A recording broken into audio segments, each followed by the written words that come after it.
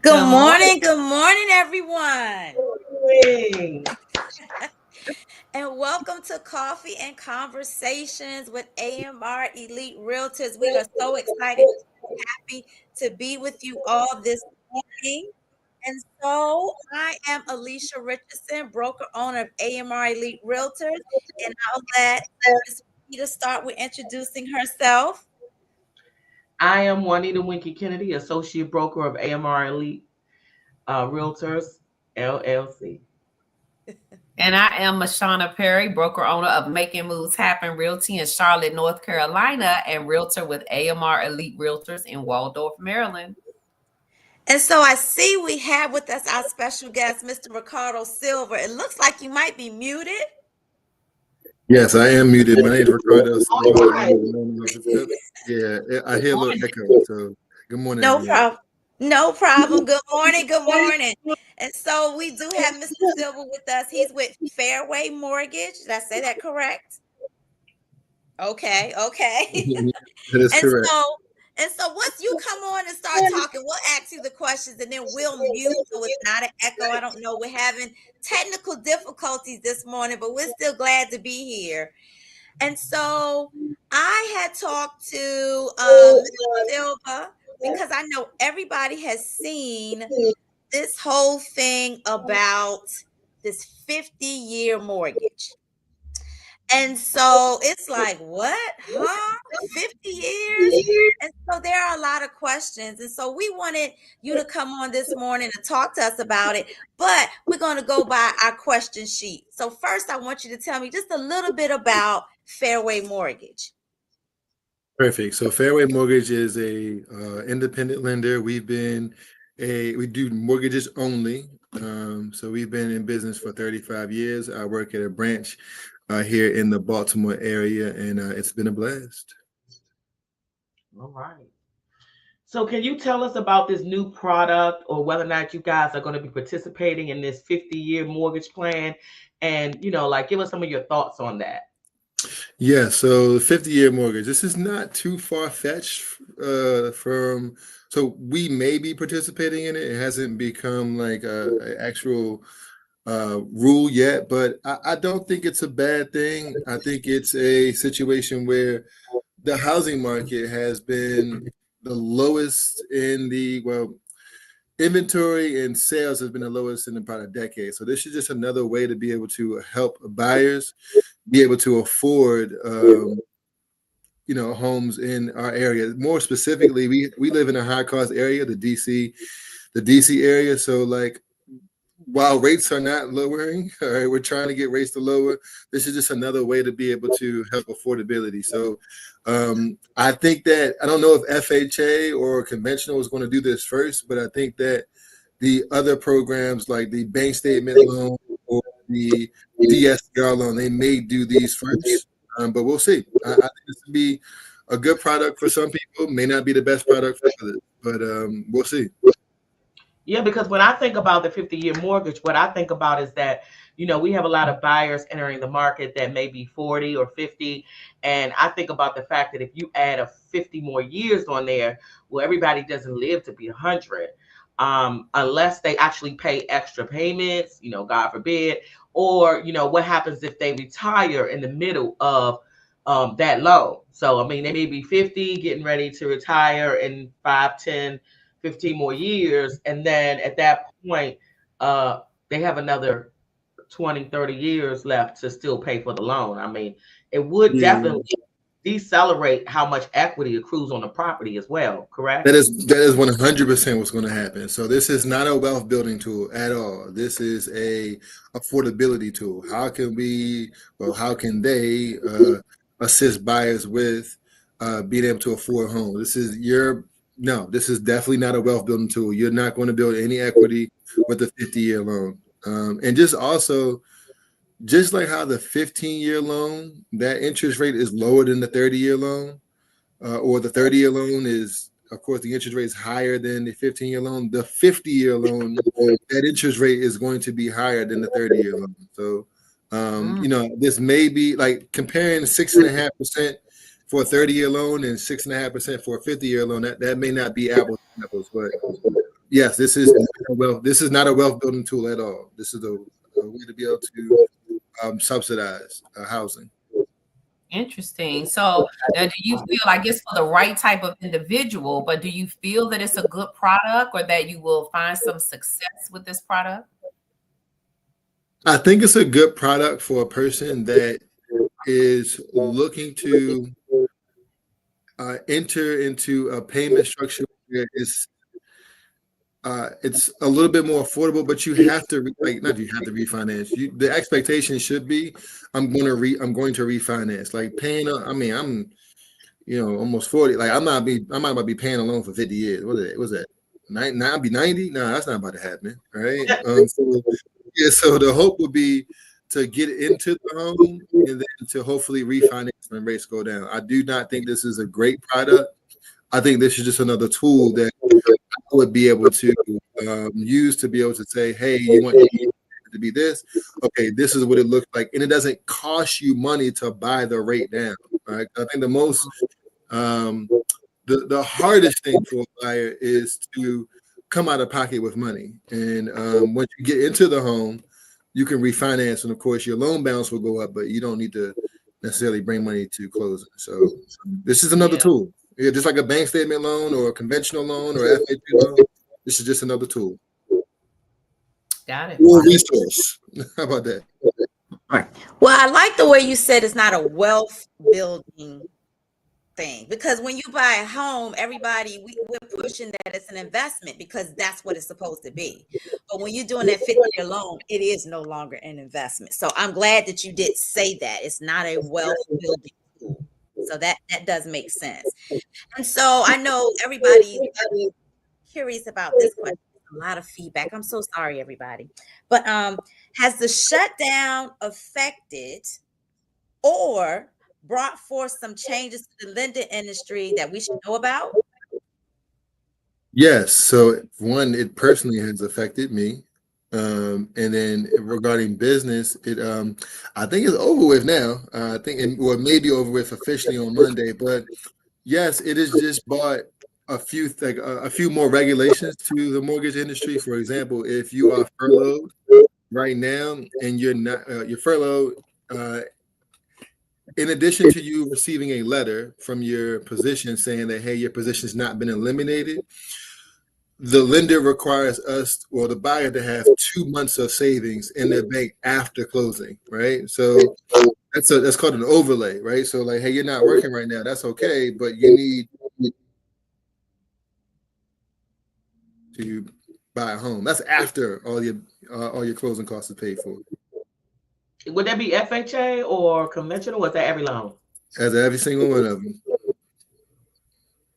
Think that's going to continue even after, because no, I doubt it, because now the position is no longer furloughed. So I don't think it. I think so. If a buyer is pre-approved or a buyer goes under contract and we receive a verification of employment that they're furloughed, then they'll need those 2 months. But no one else is furloughed anymore, thank God. So I don't think we need that any longer. Right. But yeah, so for me, for a really, really tough example was somebody was looking to purchase a home and she didn't get paid in a month and a half. All right, so her account was low. And she does receive VA benefits. So it's like, all right, cool. I got my VA benefits. I'll get that soon. And as soon as she got her VA benefits, she forgot that she put her rent on auto pay. So it took all the money out, and now she no longer had her EMD. Right? So it's like, baby, we just need to wait. It's not a good. We gotta wait for a second. Yeah. Sometimes that definitely can happen in this market. I think there are a lot of people that were like positioning themselves to buy, but due to the furlough, they had to kind of halt things until they could get back to work. But I wanted to ask you, what type of loan products do you currently have, or do you see coming forward to help potential buyers? Like, do you see that there's any new product that's coming out that could potentially help a buyer? What we know that the lending marketers have to create something to be able to speak to everyone, especially, we have so many federal workers within the DMV area that, you know, may want to buy in a few months, or, you know, so we're just trying to find out, like, how are the lending, and, you know, how are you guys positioning yourselves to help the people that might have gotten furloughed but still want to buy? Yeah, because now there are going to be credit issues as well. I just want to say that. Yeah. Right. So FHA and conventional and VA have been hard on their stance on, it's called derogatory credit. If someone has missed a mortgage payment, like, so if you miss more than 2 mortgage payments in the last 12 months, you cannot move forward to purchase a home. I think that might be something, just like during COVID, there was a forbearance thing. Everybody went on forbearance. So I'm hoping that that soon.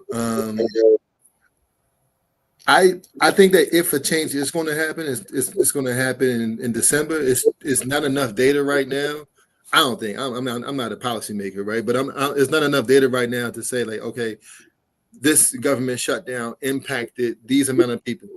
So, like, for example, student loans. Earlier this year, almost everybody was late on their student loans. Like, no one knew that their student loans were due. Everybody thought they were on forbearance. So when I look at people's credit report, hey, did you know that your student loans in January, February were late? No, I didn't know that. So it took a while, actually until September this year, where a new rule came out saying, look, if your student loans late within the past year, you don't need to count it. And you can also work with a creditor, which is like Experian, TransUnion, and Equifax, to remove those late. So I don't think that it's going to happen today or tomorrow. But it could happen within the next month. Yeah.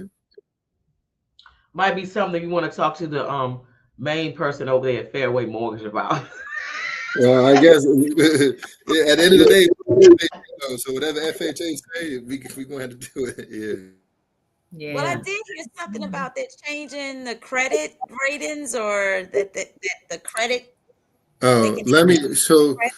Yeah, that's a really great thing. I think we should definitely talk about this. So, all right, this is the way that it's being advertising is very, very misleading, extremely misleading. Yeah, so, yeah. So, Alicia, you mentioned that Fannie Mae no longer requires a 620 credit score. All right, cool, right? That's awesome. All right. Well, what really happened is this: Fannie Mae uses a system called Desktop Underwriter, DU. Desktop Underwriter is removing the requirement of somebody having a 620 credit score. That's all that happened. All right. At the end of the day, Desktop Underwriter, they still evaluate your full financial picture, whether it's your credit, your credit history, your pay history, your income, your loan to value, your overall risk. And if that thing comes back and says refer and not approve, you don't qualify. All right. So what I think it's doing, or it did, is giving an opportunity for the few people that may not have an established credit history. Maybe 1 or 2 or 3 or 4 years, right? 620 is not going to be a barrier. It's like, yeah, but if somebody doesn't have a credit score, I can get 12 months of their rent. I can get utility bills. I can get Comcast bill, and I can approve them that way. But if they have a 600 credit score and multiple lates, they don't qualify. Right? So I think that's the biggest misleading thing. And also, lenders, my company and other companies, they have their overlays. So even though Fannie Mae may allow you to do a 600 credit score or a 500 credit score, Fairway Mortgage says no, you got to have 600. Right? Or Wells Fargo, or Bank of America has a policy where you need to have 3 trade lines, meaning that you need to have 3 different credit, like a loan, a credit card, and a student loan. So even though that's really, really great, this credit score has been removed, I think that's extremely misleading, and I would hate to share that with somebody, or share that with Alicia or anybody. It's like, hey, we move a 620 credit score, we can do a conventional loan, and then they come to me and like, hey, you know what? Like, you can do an FHA loan, but you can't do a conventional loan. So I think that's almost, I'm not saying it's clickbait, but it's a little misleading, or the way it's being advertised. Yeah, I wanted to ask you too. Does Fairway Mortgage, do they do desktop underwriting before they actually give them the pre-approval letter? I do. I don't know if Fairway does, but I do. Yeah, I just think that's very smart because it's just you know, a lot of lenders go out and they just say, okay, you're qualified without doing the, you know, homework. And I think that that is something that lenders should get away from. I mean, like, get the documents, get the tax documents, get the W-2s, get the whatever it is that you need prior to giving them that letter, because the letter just basically says, I'm working on it, you know, and you don't, you know, the way it kind of stops anything coming up later, like, oh, she had a student loan, I didn't know anything about it, you know. And I just think that that desktop underwriting stuff prior to giving the pre-approval letter works in tandem with getting the loan to closing. It really, really does. And man, the most important thing is that you need to read what it says. That's the lender. Sometimes the letter basically says that, you know, I've checked I've checked the qualifications of this person and so on and so forth. But a lot of lenders have not done that yet. Yeah, it's so in progress. Yeah, let me be very specific. So desktop underwriting will tell you how many years of tax returns you need, or how many do you need a verification of employment, or do you need their tax returns? And some lenders don't read that. So like basically Fannie Mae, right? Fannie Mae or Freddie Mac, we're selling these loans to Fannie Mae and Freddie Mac. So it would behoove somebody to read what they actually want. So that may be helpful. But yeah, that's all. Oh, got it. Well, we got some great information today, Ricardo. Yes. Thank you so much for joining us and enlightening everybody about that 50-year mortgage, because it's important that we keep our listeners informed. So please let us know, how do we get in touch with you? Yeah, for sure. Feel free to email me at ricardo.silva@fairwaymc.com. I can put it in a text or chat, or feel free to shoot me a text at 443-756-4032. Okay, and we'll definitely add your information over the video as well when we post it to our site on YouTube and Facebook. Thank you, Ricardo. Yes, ma'am. I think you gave me the inside scoop. All right, y'all. Let me know if I can be helpful in any way. All right. No problem. Thank you so much. Have a wonderful day. Everybody. All right. Bye-bye. We are Reliable Realtors, providing exceptional service. No need to go far. Come on down to AMR. Thank y'all for watching. We love you. I want to remind you about, we have a Coat Because We Care coat drive happening on November the 29th from 12 to 4 at our location, 3825 Leonardtown Road. We are still accepting donations of new coats. If you're interested in donating us some new coats, any size, we don't care, children, female, male, whatever you want to donate, you can contact either one of us. I'm sure everybody knows a way to get in touch with somebody on this screen, right? And then if you need a coat or know someone that needs a coat, please send them to our Eventbrite page. You'll find it. You'll see the logo. You'll see 3 of us, and you'll know you're in the right spot. You can register there, and we hope to see you and to help you stay warm this winter. Have a good one. Now, and even if you don't do the Eventbrite, if we have a coat that you could use, come on down. Absolutely. We will not turn anyone away. And it's as supplies last, but we are giving out new coats, and we hope to see you there. And we'll have vendors there too. So bring a few dollars to support a small business. Thank you. Thank you. Bye-bye. Enjoy your day. Bye. Bye-bye.